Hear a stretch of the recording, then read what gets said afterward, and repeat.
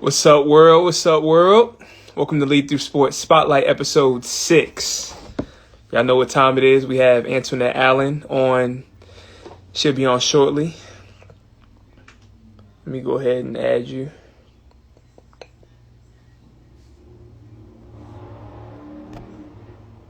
Make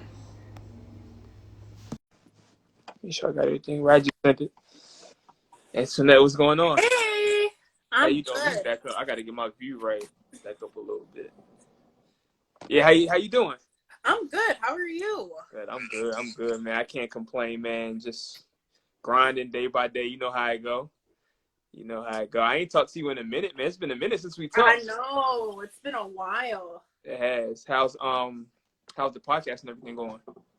So I took a little bit of a break from that for a little while just to recharge. Had some personal things going on, so I've stepped back from that. But hopefully, I'll be getting back to that soon. I feel it. I feel it. I feel it. I feel it. Well, thank you for coming on tonight. Let me tell the viewers a little bit about what I'm doing. Lead Through Sport, these spotlights. I have a student athlete development initiative. It's called Lead Through Sport, and it's to inspire student athletes to enhance their leadership skills and to use sport as a tool to navigate through life. That's why I'm bringing people on like you who are successful post sports to kind of give back the game, because a lot of people, they're stuck on like wanting to play their sport and take it professionally and don't have a plan B, or they don't really know what they want to do next. So Mm-hmm. that's why I have people like you just giving back the game. Yeah. Just to break the ice a little bit, just tell us a little bit about yourself. All right. So my name is Antoinette. I am 28 and I am from Canada, from Toronto specifically, but I love the States. If anything, if I could totally move back to the States in a heartbeat, I would. Really? Um, yeah, so even how I got to the States originally, I played soccer and I ended up getting a soccer scholarship. So I was very fortunate with that scholarship. I got to play Division II soccer for my first 2 years.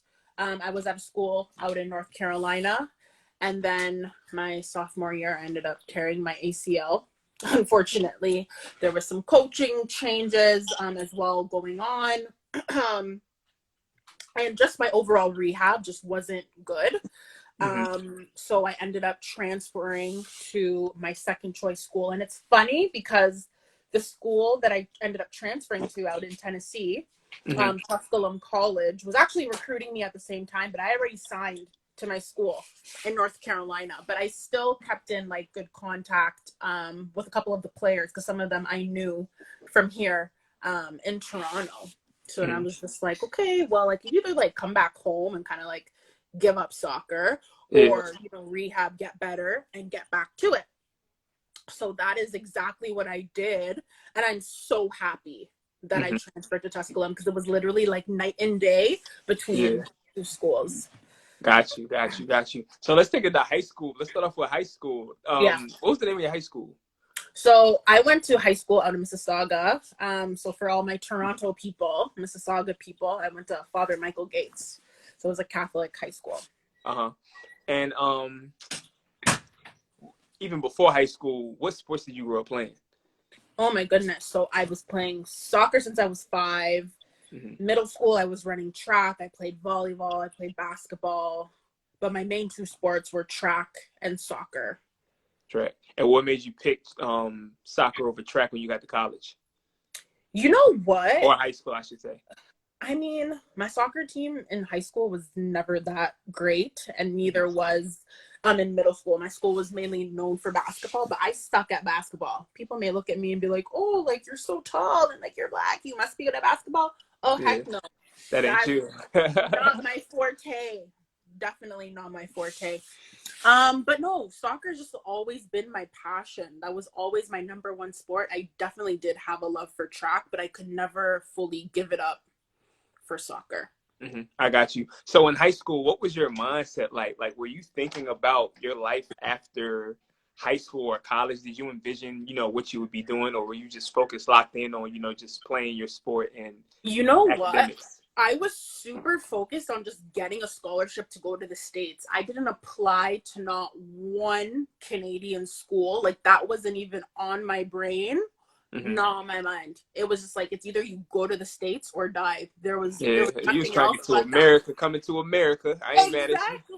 Exactly. That was the ultimate goal, to branch out, do my own thing, obviously be away from my parents and just experience something new. So yeah, that's all I focused on. I didn't really think about like what to major in. I didn't think about school after, just like, no, get to the States and you'll figure it out as you go. I feel it. So that drive to get a scholarship in the States, was that influenced by like your friends that were getting scholarships going to the States, or upperclassmen you seen getting scholarships going to the States? Where did that drive come from?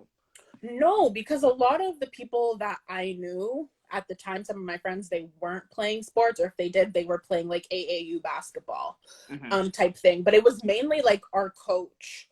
My club coach, sent a lot of girls away to the States on soccer scholarships. His sister even played for Team Canada. So it was really like that drive and push from him that, I mean, you could still get a scholarship to go to a school here in Canada, of course, too. But there's more opportunity out in the States. So we were doing showcases and tournaments in the States at least 4 or 5 times a year. There was one point we were even playing up in age. My girl Janique, who's in the chat too, I was playing against her team up in age when we were younger. We were even playing out of a league out in Buffalo literally every Saturday. And we're about, an hour and a half, 2 hours from Buffalo just to get like better competition. So yeah. So side note, it's not really a note, but comment. Isn't Toronto like 20 minutes away from Detroit? No, we're like an hour and a half from Buffalo. I thought you could. Really? It depends. So if you're from Windsor, if you live in the Windsor area, that would be closer to Detroit. That's like 20 minutes away. Okay. Yeah, and Windsor is about 3 hours, I want to say, 3-4 hours away from Toronto. I got you. Okay. So for any student athletes listening or that might see this, where's the line between, having that drive mentally, getting a scholarship, and then focusing on your future? Because like you said, a lot of athletes, they're just focused on sport, but they're not really preparing themselves for graduation, entering college, adjusting to college life, and even beyond college, just thinking about life in general. Where's that line for you? I mean, don't get it twisted. The goal was always to go to college out in the States. But if you didn't have the grades, there was no way you could go. I remember at one point I had to buckle down with my classes in high school, making sure I was taking the proper classes, making sure that, I was doing my SAT prep, ACT prep. My coach had us in those classes, making sure you were studying, because it doesn't matter how great of a talent you are. If your grades aren't there, they're simply not going to take you. So yeah, I was dialed in at one point, to make sure the grades were there, but I'm not going to lie. Once I locked in the scholarship, my grades kind of dwindled, because I'm like, it's okay. I'm done. I've signed off the dotted line. I'm good. You up out of there. Now. I'm good. That's funny. I feel it. So what position did you play in soccer?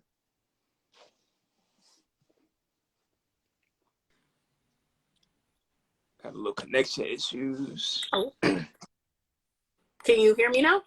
Yeah, you good now. Okay, yeah. So I was a defender, so I played outside back and center. And then in college, I actually transitioned to outside mid, which is midfield on the wing, which I absolutely could not stand, because don't get it twisted, I'm fast, but I do not like doing the up and back and up and back.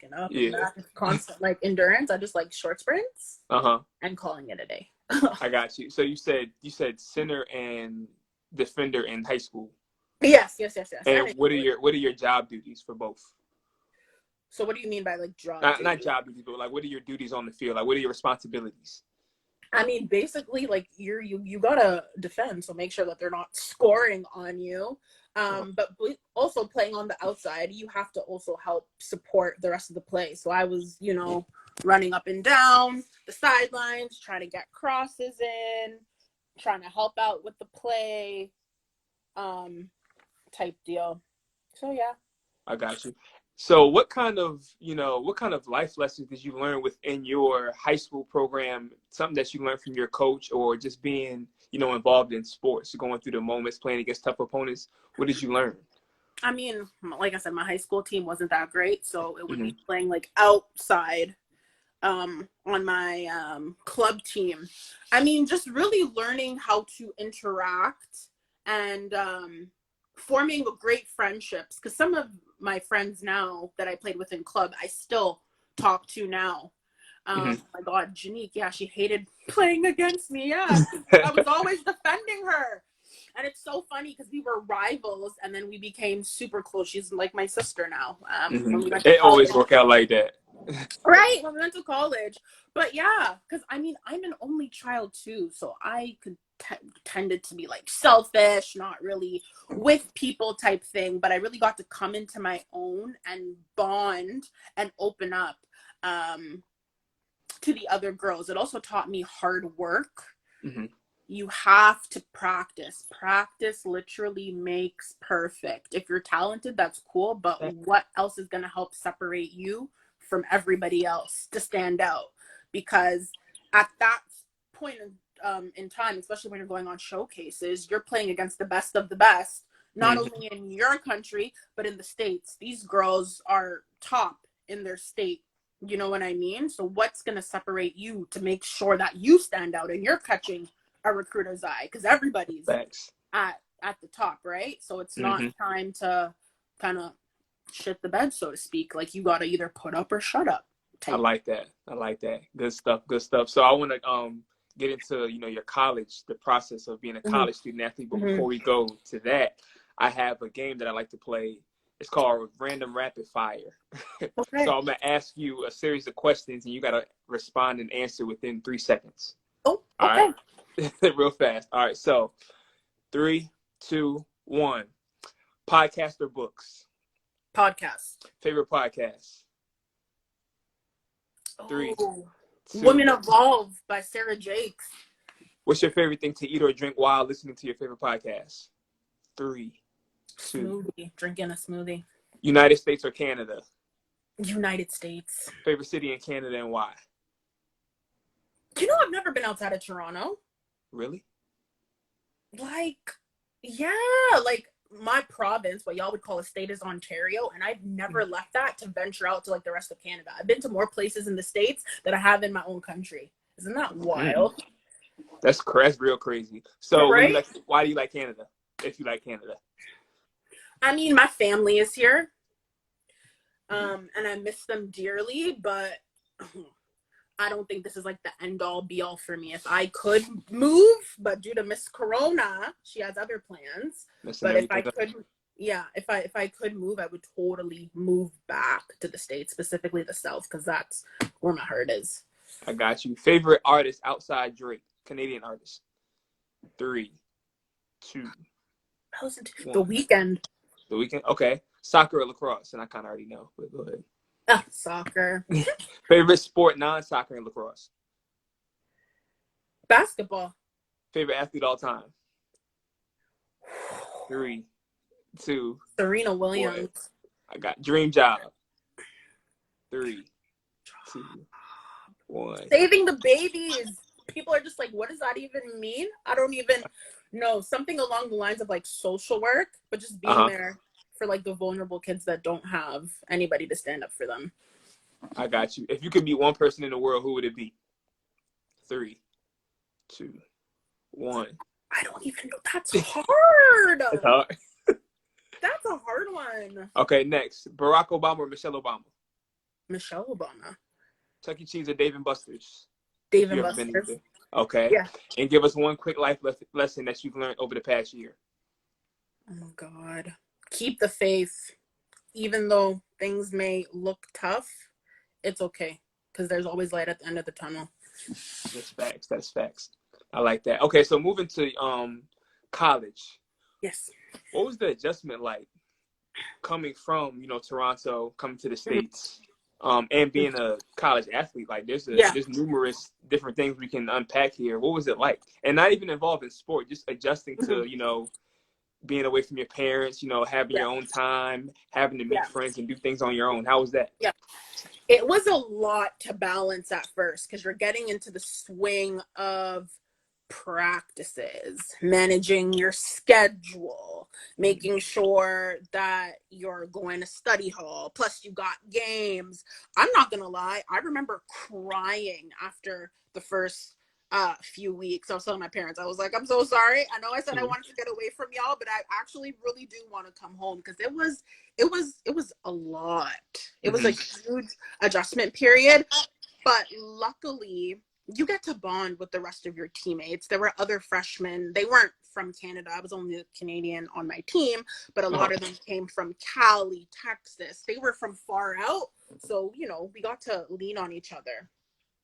That's good. That's really good. So speak a little bit about the student athlete, you know, process, having practice, having studies, you know, those long late nights, early mornings, everything that comes with that. Speak about, you know, how you handled that adversity. Man, oh gosh. So preseason was tough. We had 3 days. I'm going from practicing 3 times a week, maybe You know games what? twice a Before week. you continue, because you're my first athlete that's non-basketball. Yeah. So I want to know, break down the preseason and just break down that grind from preseason to the season to postseason workouts.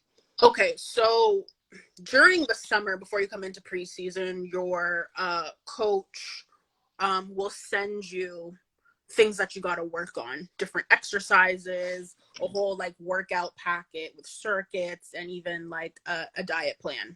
To be honest, I didn't really follow that too tough. I hired a personal trainer and was working with them at least 2 to 3 times a week, and then still going to do things on my own by being in the weight room, because you have to be in shape, especially for when you got to run your 2 mile. Oh Lord, there's a certain time you have to come in, and if you ain't making that 2 mile time, it does not look good. What's that 2 mile time? Oh my gosh, Janique, do you even remember? I want to say what, 2 miles in at least 12, 13 minutes at least. Not gonna That's lie, ridiculous. Right? That's we don't even do that in basketball, but I guess I get it because y'all are running nonstop for a longer period of time. We did laps around the track. Wow, that's 6 minutes. That's 6 minutes per mile. Janique, help me out here. She said, happy with 14 minutes. Second mile. 14. Okay, that's still tough though. That's still tough. Tell me about it. Yeah, 7 minutes per mile. And me, I'm the fastest on the team, so everybody's like expecting me to be top notch. I'm just like, oh no, I would start off really good, but at least like what, the 4th, 5th lap, I'm like, no, y'all had it. I'd be coming in dead last. Because I'm just like, the mile doesn't determine everything. There's other skills, there's scrimmages, other part of the workout to focus on. So I wasn't worried about that. I knew my talent could speak for itself. That makes sense. So let's talk about your injuries that you hit, because I know you mentioned that you suffered a couple of injuries. When did you suffer? And I think you said you had 3 knee surgeries. I did have 3 knee surgeries. Yep. So when was your first one? I tore my ACL the first time, I want to say August 2012, I want to say. It was going into my sophomore year. Literally, I want to say a week before my season officially started, I had a preseason game. And yeah, I ended up tearing it on my left knee. And apparently it was so loud, people in the stands on the other side could hear the crack. That's how loud. And I've never had an intense injury like that. I've never had to have any surgery. The most I've ever had was like a sprained ankle, maybe pulled a hamstring, but nothing like that. So to have to go through that, plus not being at home either, was super tough. I know you hit a low point there. Most definitely. Talk about like wiling out, because I can't play my sport. Soccer was everything to me. That is who I was. That was who people identified me as. So you take that out of the picture, I was wiling out. eating like crazy, drinking like crazy, partying like crazy. I was just like mentally like checked out, went into a very, very deep depression, isolated myself. It was bad. That's Very tough. bad. So Yeah. that was a tough comeback that you had to make. And this is something that Yeah. needs to be talked about because I mean, anybody can get injured at any point in time. Mm-hmm. And coming back from an injury, I haven't went through one personally, but I've Mm-hmm. talked to people that have been through injuries. That's a tough process. And when you have severe injuries, it's like, Yeah. man, one, do I even want to come back and do this anymore? Mm-hmm. And then when you decide to come back, it's like, man, do I feel like doing all of this preparation, all of this training and rehab to actually come back when I Yeah. could do it again? So there's a lot of mental barriers you have to overcome. Oh, most definitely. And the thing that sucked was that after the first surgery, I know I'm rehabbing, trying to do everything that I can do, and I'm not seeing any progress in my knee. It's like 6 months after surgery, my knee is still giving out. My quad muscle is still as tiny as ever. So something definitely was not right. I ended up coming home that summer, of course. This is after we've had like coaching changes. My team kind of like went to crap at my old school. So I started doing rehab back at home with my own physiotherapist. And he was even looking at my knee and he was like, Antoinette, I know you're transferring and you want to play, but there is no way you're going to be able to make it. Like it's 6-7 months out and I'm only able to lift like 8 pounds with my left leg. And I'm still just walking casually and my knee is still giving out. It was awful. So anyways, go transfer. I'm at Tusculum and I'll never forget because Janique seen me and she seen my leg and she was just like, oh no, like there is no way, because Janique's gone through knee surgery twice too. And we were doing our physicals. I went in, I seen the team doctor and he redid tests and he was just like, your ACL's not even intact. It's just floating in there. This is 8 months after I've had the first surgery. So he's like, I don't know what that surgeon did. Maybe he messed up, or in some cases, the graft that he used just didn't take to hold your ACL. So I had to have another surgery. So at this point, I'm having what? My knees hurt. My knees hurt. Listening to this, my knees Yeah, hurt. I had to have a second surgery. So this would be my second surgery within a year. So it's just like, okay, you're kind of like gearing yourself up. It's a new school, it's a new experience, a new team. You wanna come out making the best impression you can, but you can't because like you're set back. Yeah. But a whole nother surgery. So I went through that, had the second surgery. Again, I was so lucky because at TC playing soccer, there was like 4 or 5 other Canadian girls. We were all from the Toronto area. So I knew them. Janique had already had surgery from before. So like she was my rock and those girls were my rock. I mean, checking on me, pushing me to get my butt into rehab because sometimes I'm just like, bro, I can't even do this. I don't want to do this. They were literally my family. Yeah, my family. My home That's away good. from home, they were there. Huge, huge, huge support. And if it wasn't for Shout out to them, the fam, for real. all right. And if it wasn't for them and for God, I don't know how I would have made it through again.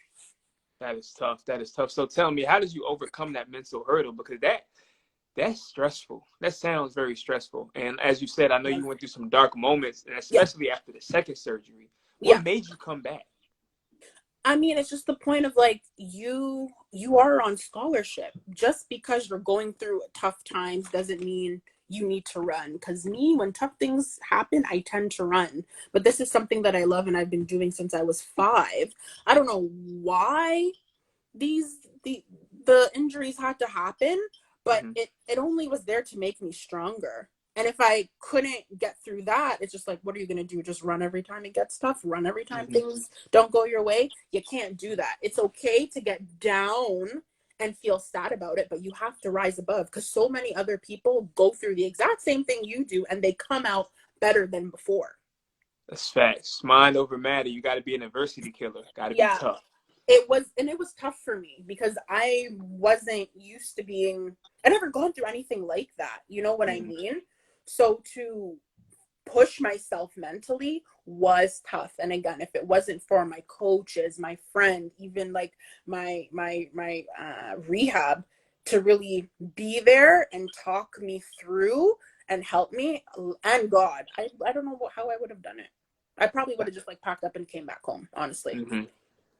I feel it. I feel it. That's good stuff. This is a good time to transition into your career now. Yeah. Give us a list of jobs that you've had since you graduated. Lord, oh my gosh. I moved back home, October 2017. I've worked at a women's shelter. I've worked as a receptionist at a gym. I've worked in like a storage place. Oh my goodness. I've worked an office job, more office jobs. I think I've gone through like 7 different jobs before I finally found the one for me, which I just got a couple of months back. It was a lot of bouncing around type deal. And what's that one called? The one that you do now? So I currently work for a company called NPL. So I'm in the field of energy. I'm in construction, and it's so funny because if somebody would have looked at me and said you would be working construction, I would have completely laughed in their face. But I applied for this actually in the midst of COVID because I was laid off of my other job at the time, and it's just like, bruh, getting this money from the government, it is all nice and all, but I still got bills to pay and other things to help out for. You know what I mean? I can't just solely like live on that. And then when the government cuts you off, then what? And I was kind of going stir crazy as well because being at home for like 3 months was getting to me. So like I applied to this job and never had any previous experience, and they gave me the job training, and I love it because I'm working out in the construction field. I get to see new build homes, different commercial buildings being built, and I'm helping people get gas to their home. So it's very you like the trenches. You love the trenches. I do. And I never thought that I would, but I do. It's been a huge learning curve, but I'm super, super grateful because every day is something new that I'm learning, and I have an awesome team. There's lots of room for advancement, different avenues that I can go, even if I wanted to work in the office. And we're based in the United States as well. So if I ever wanted to transfer, let's say to Tennessee, and they had an opening there for a pre-inspector or a welder or working out in the field, I could totally apply and just boom, get transferred over. So. And it sounds like that's something that you would want to do one day because you love America. I do love America. I love the South specifically. Yes, I do. I feel that. So from you starting in high school with soccer, and you said your team wasn't that good, and you lean more on travel ball. Yes. And you had the passion, but you didn't really, learn a whole lot with your high school team. Exactly. So from that experience to coming to college and going through multiple injuries, dealing with that, adversity, trying to overcome the injury, and to now, what kind of things that you've been through kind of help you, with your job? Honestly, you have to be mentally tough and show people why you were chosen for the job. You got to show up every day. Not every day is going to be a great day, but you got to show up and have a positive attitude, positive mindset, and keep renewing your mind and telling yourself that you can do this. Because sometimes I can talk myself like off the ledge and go into like a spiral of like foreseeing things, but it's just like, no, don't look too much far ahead.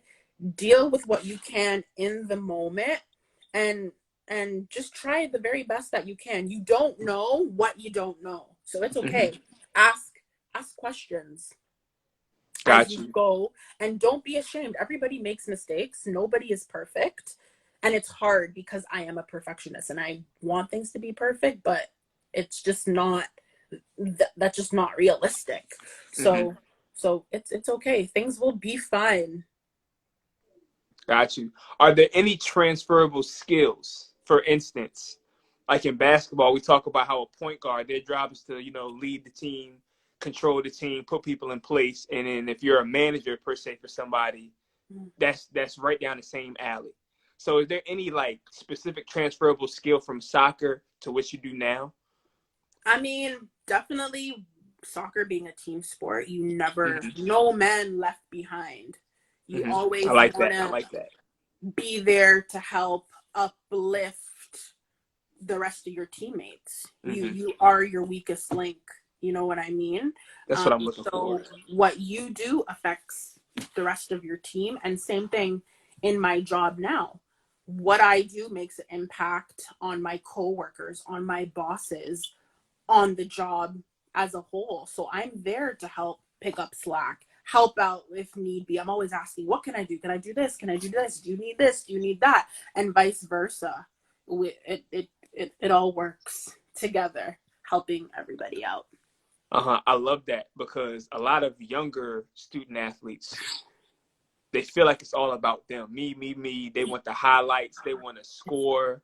They want to showboat. They want to do everything to kind of, put them to the forefront. But they don't understand. They're not getting the most out of their experience, for one. Right. And for two, if you have that attitude in the team atmosphere, it's not really going to bode well for you, especially if you're a star player. You know what I'm saying? Right. And even if you're not, just having that bad energy, not bad energy, but just having that energy in the locker room where you're not really showing people love, not empowering others. Yeah. It's just not really good for the atmosphere. Exactly. You have to be everybody's cheerleader. Absolutely. I was lucky enough. Yes, I was a talented soccer player. My team was talented. My coach was talented. Oh, sorry about that. My connection was kind of a little bit off there. But it was all of us showing up for ourselves, but for each other. Every single time we stepped out on that field. I could have never got to where I got without my coaches, without my teammates. It wasn't just me. Absolutely. There's no I in team. And that is said so much, but I think people, they hear it so much and it just bounces off their head and nobody thinks about that. But that is so true. You got to spread the wealth, got to empower each other. Yeah. So lastly, what advice would you give to somebody who's, coming up, a young boy or girl that wants to play soccer, that has dreams of playing college soccer, maybe even playing on the national team? What's some advice that you can give them? Honestly, the sky is the limit. Don't stand in your own way. Continue to dream, work hard, and practice. Practice makes perfect. And if you can literally dream it, you can achieve it. There's nothing that can stop you. What you manifest, what you think about will come true. So positivity always. And you got it. I like that. Good stuff. Well, before we head out, I do want to I want you to talk about your podcast a little bit. Okay. So yes, I do have a podcast. You had the honor of coming on a couple months back. So it's called #Make It Make Sense. And I really started this this time last year. This time last year, I want to say, just talking to people and hearing their stories. We all come from different walks of life. We all have a story to share. There is healing in our testimony. There's so much that I have learned from you. There's so much you can learn from me. So let's just chop it up. Let's talk about it. Let's hear what the other person has to say and not judge and come at people for how they think or what they do. Absolutely. And I think that is so important. So, I'm real big on life development, as my business is. I offer life development services. So I feel like, learning people through, whether it's interviewing or just chopping up with somebody or whatever it is, learning people makes you better. Yeah. And your perspective change. You know what I'm saying? Yeah. Like, people's perspective, like, this world is really, it's not, I don't want to say weird, but I feel like people don't take the time to really get to know and understand things. Yeah. And it makes people seem ignorant. You know what I'm saying? I just love learning from you, learning from others, getting to understand other people and just bettering myself. I just love it. And it just makes the world a better place. Just want to know that. You can't just be so one-dimensional and just stuck in your own bubble. That's facts. That is facts. Where can they find your podcast? So you can find it on any of the podcast platforms. If you actually go to Mims Pod, you can click the link in my bio and you can listen to any one of those platforms. You can even go to the Mims Pod page, listen to a couple of the interviews that I put up on the IG Live as well. And if anybody wants to reach out, ask me questions, come onto the show, feel free, DM me. I'm super nice. We can always chop it up and get to talking. Absolutely, absolutely. Look, y'all read my shirt, perfect role model. Yes, That's I like Antoinette. it. That's Antoinette right there, and we need more of her around. Real talk. Oh, We you're need too more of that. kind. Need more of that. But look, I appreciate everything you do. I appreciate you stopping by. Everybody that's watching right now, make sure y'all go follow her, listen to her past podcasts, and listen to the ones in the future. Stay in tune with her. Stay in tune with me. Y'all know where to find me at @tscotty_, and also follow my business page at _rise to the occasion. Appreciate you coming on. Yes, thank you so much for having me. Absolutely. See y'all later. Salute.